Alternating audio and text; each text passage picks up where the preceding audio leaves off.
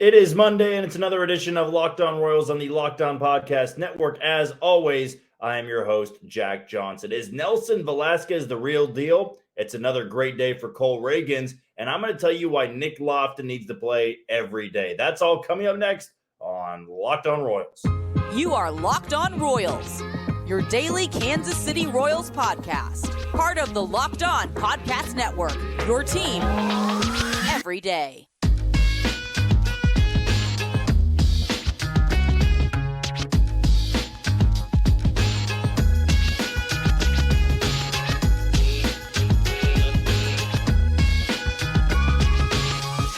Thank you for tuning in to another edition of Locked On Royals on the Locked On Podcast Network. I'm your host, Jack Johnson. You can always follow me on Twitter at JohnnyJ_15. That's at JOHNYJ_15. And you can find us on all those podcasting platforms like Apple Podcasts, Spotify, Amazon Music, and you can find us on YouTube. Just be sure to hit that follow button and subscribe. If this is your first episode tuning into Locked On Royals, well, first of all, welcome in. We always are excited to gain new subscribers, new listeners. But if you're hearing about me for the first time, well, I'm no different than anybody else. And for those of you listening, I'm just like you. I'm a lifelong Royals fan, but I've turned that fandom into a career path as now I work in Kansas City at Sports Radio 810 WHB. I bring daily content over there. But of course, here on the Locked On Podcast Network, I bring you Royals content every single day. And even with a team like this, 43-96 on the year, we try to make it fun. We try to make it entertaining. So hopefully you will enjoy this 30-minute episode and stay on for the ride, because I can't wait for this offseason. Not just because it wipes the slate clean for 2023, but I think it's going to be a pretty active offseason because the Royals really do need to be active. And if you listen to my podcast before, you would know that I think this is going to be a much different offseason than in years past. But what I wanted to do today is give some credit to two trade deadline acquisitions. And I think this is one episode I've really been wanting to do for a while. This is one of those episodes where it feels like it can spark some optimism. You know, I can give you some hope for the future. I mean, Cole Ragans has already cemented himself as a guy that is going to be a mainstay in this rotation for years to come. I think I've seen enough at this point. It's not a small sample size. He has truly been the best starter in all of baseball for about the last month and a half. And he's a guy you got at the deadline for a 35-year-old rental that you had on a cheap one-year deal. The other guy, though, that's starting to make some waves, and I think a guy that you can look at maybe not as a future long-term fit. I'm not going to go as far to say that Nelson Velázquez is, going to be a future all-star. He's going to lock down that corner outfield spot for years to come. But how can you not be excited by what you've seen from Nelson Velázquez in a Kansas City Royals uniform? Now, he's not taking the league by storm. He's not doing things that are absolutely extraordinary. And there's a chance that maybe this is all just false hope, that maybe we're buying into something that really doesn't need to be bought into. But I can say this, that what Nelson Velázquez has done in 15 to 20 games with the Royals is something I didn't even anticipate. Now, when the Royals acquired Nelson Velázquez from the Chicago Cubs, it felt like that was a very much of an upside move. You trade relievers. You always trade guys that are rental guys that you maybe get in the offseason. You trade guys that you just don't feel like are going to be a fit long-term. It's the way baseball works. Jose Cuas was never going to be a fit in Kansas City. And in fact, his numbers weren't great. And the fact the Cubs gave up Nelson Velázquez showed you more that the Cubs had more of a roster crunch than maybe originally thought. Now, Jose Cuas, ERA-wise, has been very good for the Cubs. He's sub-1. He's also walked 11 guys and 13 innings and struck out only 8. So that kind of feels like a disaster waiting to happen. But Nelson Velázquez in Kansas City is shining, I guess you could say. That power is on full display. And I'm one of the guys that has gone out there and said that this offseason, going out there and acquiring a corner outfield bat, some serious power, some serious pop in the middle of the lineup is a necessity. But Nelson Velázquez may be showing you right now, he is that corner outfield bat, and you have him for cheap. He's under club control for a handful of years. I mean, this year, in just 99 plate appearances, 33 games overall, Nelson Velázquez has a WRC plus of 130. He has homered 10 times this year. I mean, to me, that's something where you can feel really good about a trade deadline move, and you can feel good about where Nelson Velázquez fits. I don't think the Royals roll into 2024 giving him that right field spot, but I think he is a fantastic platoon bat. I mean, there is legitimate power in the bat of Nelson Velázquez. He's a big dude. He's got a big frame, and no, the outfield defense is not extraordinarily good. It's below average, but I've made the comparison. I made this comparison when the Royals acquired him. He is Edward Olivares with more power. Now, it's kind of funny to say because Olivares also homered twice today in a rout of the Chicago White Sox. But I've been impressed. And I think the Royals at this trade deadline have acquired more talent than they had combined in the last 4 to 5 years. And that should give you some confidence when looking at a guy like J.J. Picollo. J.J. Picollo made these moves. He acquired Cole Ragans. He flipped Jose Cuas for a guy like Nelson Velázquez, who's homered 7 times since joining the Royals. And they aren't cheapies. His very first bat for the Royals, he homered against St. Louis. He homered off Adam Wainwright. And yeah, he's had a slump here or there, but he hasn't played every single day. Maybe Nelson Velázquez with 450 plate appearances can run into 25 to 30 home runs. I'm sure that's something the Royals want to find out, and maybe they do in 2024. But for what you gave up, 2 relievers, and you get Nelson Velázquez and you get a guy like Cole Ragans in return, as well as a throw-in lottery ticket like Ronny Cabrera, now that's a serious haul. I mean, Cole Ragans is looking like a future multiple-time All-Star. Nelson Velázquez, maybe if you want to dream a little bit, could be a home run derby participant. Who knows? You never know. Some guys appear in those things just because they've got a really good first half. They get really hot in the first half. But I did find this interesting on Baseball Savant, that you can always take some numbers. You can take a barrel percentage, chase rate, the isolated power numbers, and make comparisons. One guy that popped up in Nelson Velázquez comparisons was 2022 Jorge Soler. Now, I'm not just saying that because Soler was a Cub before he came over to Kansas City, and Nelson Velázquez the same thing, and they've got a lot of power, but I think there are a little bit of similar traits here. Now, I will say this, if Nelson Velázquez is ever going to be an everyday player, that walk rate has to seriously increase, which he hasn't done a lot of, even going back to the minor league level. In AAA this year with the Cubs, his walk rate was under 10%. The only time he's had a double-digit percentage in walk rate was 2022 in AA at the age of 23, where it was 14.9, and his very first year in professional ball at the rookie level with the Cubs when he had a 12% walk rate. But typically, he's hanging around 6-7%. And maybe in the end, that's fine for a guy that can run into 25 or 30 home runs. But that's what we saw with Jorge Soler in 2019 with Kansas City, when he had, what did it end up being, 46 home runs, 48 home runs. He really improved his approach at the plate. He spit on a lot of pitches that guys were getting them to chase at the beginning part of his career. That, to me, is going to be the next step for Nelson Velázquez. Everybody knows he can hammer punishments. He can crush a hanging breaking ball. He did today against Chicago. You got a hanging curveball middle of the zone, hit it 109 miles per hour right in front of the Royals Hall of Fame. You can punish those mistakes. But then it turns into, what can you do with the pitch that is well located?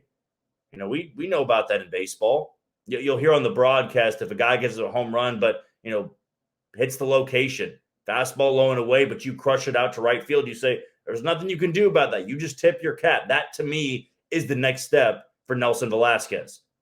Hitting the good pitches, not just punishing the mistakes. And if that walk rate improves, then you do have a future DH or a future corner outfield bat. It's a nice acquisition. You gave up Jose Cuas. Even if Jose Cuas finishes with a really good year in Chicago, you trade relievers. They're expendable. You should have traded Carlos Hernandez. You're seeing that it's kind of biting you in the butt in the second half. But at least we feel like with this trade deadline, you get Cole Ragans and Nelson Velázquez both under club control for a long time, and they're shining in Kansas City. Feels like for the first time in 5 years, the Royals have made some serious noise at the trade deadline. And they get it done in a rout today over the Chicago White Sox, 12-1 behind a brilliant start from Cole Ragans. And we are going to dive into him next. Is it time to maybe give him the number one spot in the rotation? I was asked this on Twitter. I'm going to give you my thoughts next on Locked On Royals. You are tuned into Locked On Royals on the Locked On Podcast Network. I'm your host, Jack Johnson. You can follow me on Twitter at JohnnyJ_15. That's at JOHNYJ_15. Before we talk about Cole Ragans and yet another dominant start from the left-hander, let's give a shout out to one of today's title sponsors in Nutrafol. Take the first step to visibly thicker, healthier hair. For a limited time, Nutrafol is offering our listeners $10 off on your first month subscription and free shipping when you go to Nutrafol.com/men and enter the promo code LOCKEDONMLB. Find out why over 4,000 healthcare professionals recommend Nutrafol for healthier hair. Nutrafol.com/men, spelled Nutrafol.com/men, and enter the promo code LOCKEDONMLB. That's Nutrafol.com/men, promo code LOCKEDONMLB. It was just another day for Cole Ragans on the bump against the Chicago White Sox. Now, going into Monday afternoon, a Labor Day Monday here in Kansas City. Now, coming off a series loss to the Boston Red Sox, the Royals came into Monday with the worst record in all of baseball after the A's surpassed them following their sweep of the Los Angeles Angels. But you just knew going into the game, the Royals were going to win. And that has not been said many times in 2023, to go into a baseball game with these Royals and expect to win. I do now with Cole Ragans. And I don't expect it to be a shaky, 5-4 win. You're playing a bad opponent. I expect Cole Ragans to dominate. I expect him to shove. Now, in his last start, the Royals didn't win, but I went into that game expecting them to. And if it wasn't for a bullpen collapse, they would have won that game. But against a really bad Chicago team, and maybe we need to dedicate a podcast this offseason comparing these two organizations, because I would not want to be a fan of the Chicago White Sox right now. That is just a disastrous team. Not just because of today. I mean, baseball, sometimes you just don't have it. I mean, the Royals hammered the Red Sox on Friday night and then were pounded on Saturday and on Sunday. That can happen. And that could happen the next two games of this series. But Cole Ragans went into today just on another mission. And he had a career-high 22 swings and misses. That is sixth most in Royals franchise history for swings and misses in a start. 22 from Cole Ragans today, 7 punch-outs, no walks, 1 hit. He had 2 base runners. None of them got to second base. He didn't deal with a single runner in scoring position today. It's just bonkers stuff at this point. 21 consecutive scoreless innings. That's the longest streak by a Royals pitcher since Wade Davis, who, as we all know, was a setup man / closer. What Cole Ragans is doing right now is ridiculous. And it is wild to think that the best trade deadline acquisition by any team, by a mile, was a team who has the worst record in all of baseball.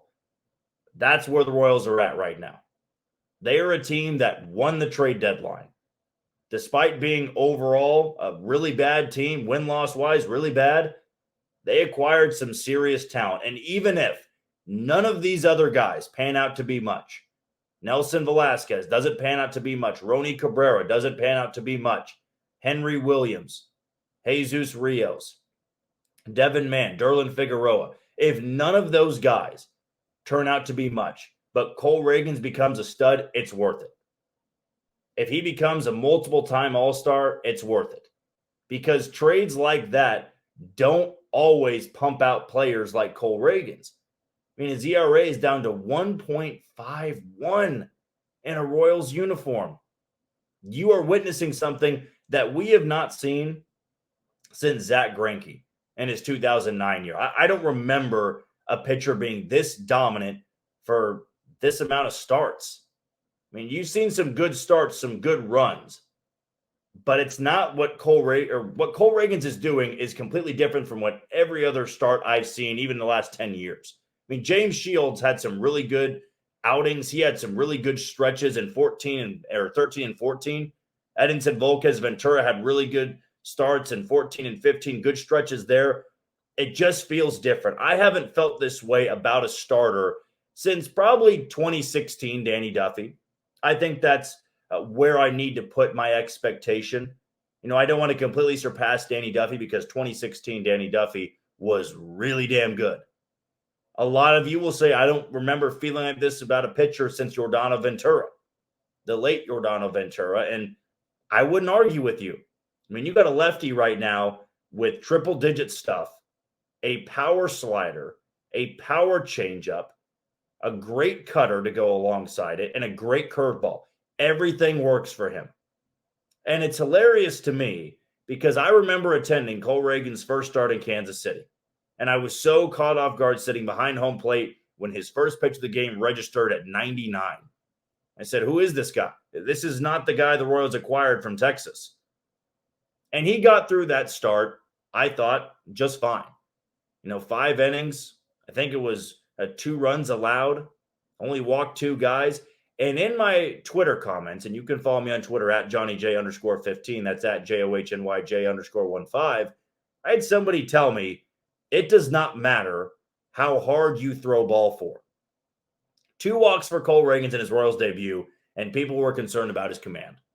Well, I'll tell you this. In his last 4 starts, that is carried on his scoreless inning streak at 21. His last 4 starts, Cole Ragans has struck out 36 and walked 3. So much for doesn't matter how hard you throw ball for because, that's right, he doesn't walk many guys. He strikes out a hell of a lot more, and if he walks anybody, it's usually about 1 or 2 guys. His stuff is too good. His spin rate is ridiculous. There's a true ace of this staff. Now, I've already made it very clear about this offseason. I want the Royals to go out there and sign somebody to alleviate that pressure, alleviate the expectations, because I don't want Cole Ragans going into this offseason having the weight of the world on him. I mean, I don't want Cole Ragans worrying about all offseason, all of spring training. I'm the guy. I'm the number one. My face is going to be on a giant banner outside Kauffman Stadium. They're going to dub it Ragans Day, just like they did with Singer Day and Greinke Day and Shields Day, Ventura Day. Having that expectation after pitching just 1/3 of a season, that's a lot. And the Royals rotation can get a lot better. That's the good thing here. You actually have a true number one that you're grooming to be a number one. Brady Singer was never a number one. If you want to keep Brady Singer this year, he's only, a year older than Cole Ragans. Okay, if you want to continue to build that rotation, give Brady Singer a full offseason, no WBC this time around, then okay. If you don't want to trade him, you don't feel like his value is as high, then you got Ragans and Singer. Go out there and get yourself a number one. I feel good about the first 3 guys in the rotation. Battle it out for 4 and 5. I mean, if it's Alec Marsh or Daniel Lynch, okay. 3 really solid guys in the rotation, I can live with it. But everybody knows, and everybody will know in 2024, your number one you sign in the offseason isn't better than Cole Ragans. And Brady Singer is not better than Cole Ragans. Cole Ragans is better than 90%, right now, better than 90% of pitchers in the American League. Just the version he is. Not overall, it's just I'm saying in the stretch that he's in, you could argue he is the best pitcher in baseball right now. Now, I would say, Blake Snell still got him beat for the stretch that he's had over a longer period of time, but there could be some fans that say right now I'd take Cole Ragans because of the pure power stuff. I mean, he hit 100 miles an hour in the first inning. He's hit 96 in the 6th. And the Royals and Matt Cotrero could have sent him back out for the 7th, but you're dominating. You're up by double digits. Just let him rest. I have just been blown away from what I've seen from Cole Ragans. He is one of, I would say, 3 bright spots this year. One of 3. Ragans, Bobby Witt Jr., Michael Garcia, who is now looking much better after healing up from that upper body soreness that he was dealing with. 3 bright spots. In an otherwise terrible year, those are 3 guys that are not just good for the Royals, they would be good anywhere. They would start on any other team. Garcia, Bobby Witt Jr., and Cole Ragans, those are 3 studs that you have on your team. And if that's the only thing you bring away from 2023, so be it. I'm excited to see where those guys go in 2024. To wrap up the show, I want to talk about another guy who might find his name on the 2024 opening day roster. I was wildly impressed with his debut, and I've been wildly impressed with him through the first 4 games. That's Nick Loftin. We're going to talk about him next on Locked On Royals. You are tuned into Locked On Royals on the Locked On Podcast Network. I'm your host, Jack Johnson. You can follow me on Twitter at JohnnyJ_15. That's at JOHNYJ_15. And find us on wherever you watch or listen to all of your podcasts. That is Apple Podcasts, Spotify, Amazon Music, Google Podcasts, or you can find us on YouTube. Just be sure to hit that follow button and subscribe. Before we talk about Nick Loftin and the great weekend he had against Boston and another great day he had in the series opener against the Chicago White Sox, let's give a shout out to our other sponsor today in Sleeper. Now, playoff baseball is right around the corner, and my fantasy team is doing just fine, but it can get just a little bit better with some picks I'm going to make, and I am going to make some picks for tomorrow night's game against the Kansas City Royals. We'll probably have a couple more to add in, but not Royals-based in tomorrow's episode. But let's look ahead to this game against the White Sox. Dylan Cease against Brady Singer. With my first pick, I will go over 5.5 strikeouts for Brady Singer. This is a White Sox lineup that's got a lot of power, got a lot of star power and talent, but they swing and miss a lot. Cole Ragans exposed them of that. Colin Snyder, not really today, but Steven Cruz got a punch out. This is a group you can strike out a lot. And to me, Brady Singer can have one of those starts at home, kind of like he did against Seattle, where he's got that strikeout number going. So give me over 5.5 strikeouts for Brady Singer. And as for my offensive player, I think I'm going to go with the guy we're about to talk about, Nick Loftin. I will take over 0.5 hits, just 1 hit in this game for Nick Loftin. He's had a pair of multi-hit games. He's crushing the ball. His OPS as well, over 1.3. It's been a great start. And I'm really buying into Nick Loftin, and he needs to play every single day in Kansas City. So those are my 2 picks for my fantasy baseball team on Sleeper. Now, with Sleeper, like I said, the MLB playoffs are right around the corner, which means the clock is ticking on your chance to win 100 times your cash on daily fantasy baseball. Baseball has never been more exciting than it is right now with studs like Ronald Acuna Jr., Mookie Betts, and Shohei Ohtani. Pick more or less on stats for these stars like home runs, hits, strikeouts, and more for up to 100 times the payout on Sleeper. Get your picks right, and you could win big with Sleeper. So there's a reason I feel pretty confident about Nick Loftin, and the reason I'm going to roll with him to get a hit tomorrow night, assuming he plays. Nick Loftin is going to find himself in a lot of Royals games next year. And I thought it was interesting on the Royals broadcast today. If you watch the game or if you listen, maybe they said on the radio broadcast. But one comp they continue to use for Nick Loftin in the organization is Whit Merrifield. Now, I said before Nick Loftin debuted that he is very Whit Merrifield-like with more power. Whit Merrifield had that 1 year, I want to say in 2017, where he almost ran into 20 home runs. That, to me, is like the ceiling for Nick Loftin. That year for Whit Merrifield, which was a very good year for Whit, that to me would be the ceiling, which is just fine. If Nick Loftin can be Whit Merrifield, you know how valuable that would be for this competitive window? I know Nick Loftin's a first-round pick and Whit Merrifield fell a little bit in the draft. But Whit Merrifield was a superstar in Kansas City for a handful of years. It just ended poorly. But overall, that was a guy that was very consistent. If Nick Loftin can become that, you have hit a home run with that first-round pick. But Nick Loftin shined, man. I thought his approach at the plate against Boston and his debut, yes, it was a rout. It was a dominant performance. But you would be lying if you thought there weren't any nerves for Nick Loftin in that debut just because the team was up by a lot. He wanted to perform, and he performed really well. I was surprised they DH'd him in the first game. I thought he played a great third base today with Bobby Witt Jr. on the bench and Michael Garcia shifting over to short. We've seen him play second base. He can move around, which is why it should be a no-brainer. Nick Loftin's got to play every single day. If he can play the outfield and every spot in the infield, put him anywhere. He's a super utility guy. And so far, he is somebody that I've just been pretty starstruck by. I was a big fan of Nick Loftin, when he made his way to AAA Omaha, I always thought the numbers translated pretty well. And I'm not going to completely overreact to a guy that has only played in, 3 big league games? But I will say in those 3 big league games, he's done more than a lot of rookies have that have been called up to Kansas City that have looked completely overmatched in their first couple of games. I mean, he went 2 for 3 with a double and a walk and an RBI in that debut against Boston. And since then, he's just continued to rake. I mean, he has been somebody that I have been so high on, so excited to see. And since getting called up, he's done what I expected him to do. I mean, this is a first-round pick. This is not some, 10th or 11th round journeyman. This is not a project. This is a guy that has first-round talent. And we saw that at Kauffman Stadium against the Red Sox, and we saw it today against the White Sox. There should be no reason that Nick Loftin is playing behind Matt Beatty or Matt Duffy. I mean, he's had 10 at-bats so far. His OPS is 1.383. He's hitting 500. He has 2 extra base hits. He's hit safely in all 3 games he's played, and he's already got 3 RBIs and 2 walks. I mean, that to me is more than you should be asking for.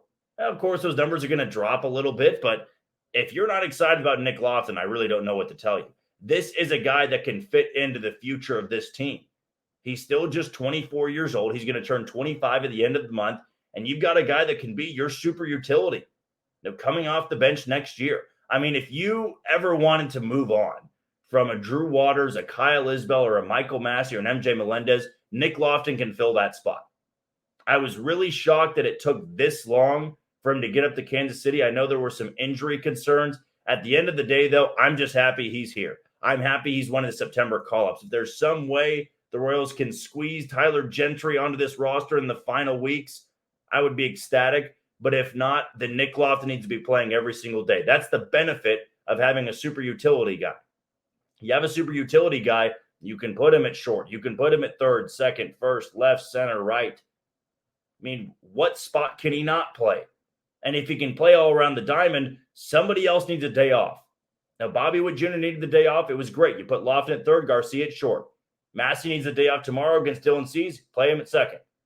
Edward Olivares has been hot, but if he needs a day off, put him in left. Drew Waters needs a day off. He had a multi-hit game today. Put him in center.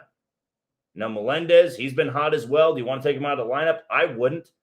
I mean, the unfortunate thing right now is the Royals have a first base problem. You're playing Salvador Perez there, Matt Beatty, and Matt Duffy. Nobody really wants to see Duffy and Beatty on the roster anymore, but the reality is they're the bench players.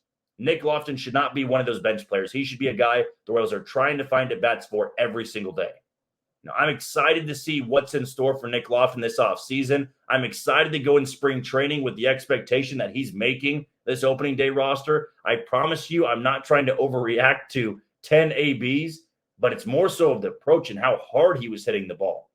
I mean, it kind of reminds me of when Michael Garcia was called up this year, the very beginning part of the season. When he came up, he was smoking the ball. And I said, that's going to be a guy that's going to be just fine by the end of the year. And lo and behold, Michael Garcia has been really good. He's been great for this lineup. I think Nick Loftin could be as valuable as a guy like Michael Garcia. Maybe not defensively, but at the plate, I would put that expectation on the former first-round pick out of the University of Baylor. That is going to do it for another edition of Locked On Royals on the Locked On Podcast Network. I've been your host, Jack Johnson. You can always follow me on Twitter at JohnnyJ_15. That's at JOHNYJ_15. And find us on all those podcasting platforms like Spotify, Apple Podcast, Amazon Music, Google Podcast, and on YouTube. But until tomorrow, you take it easy, Kansas City.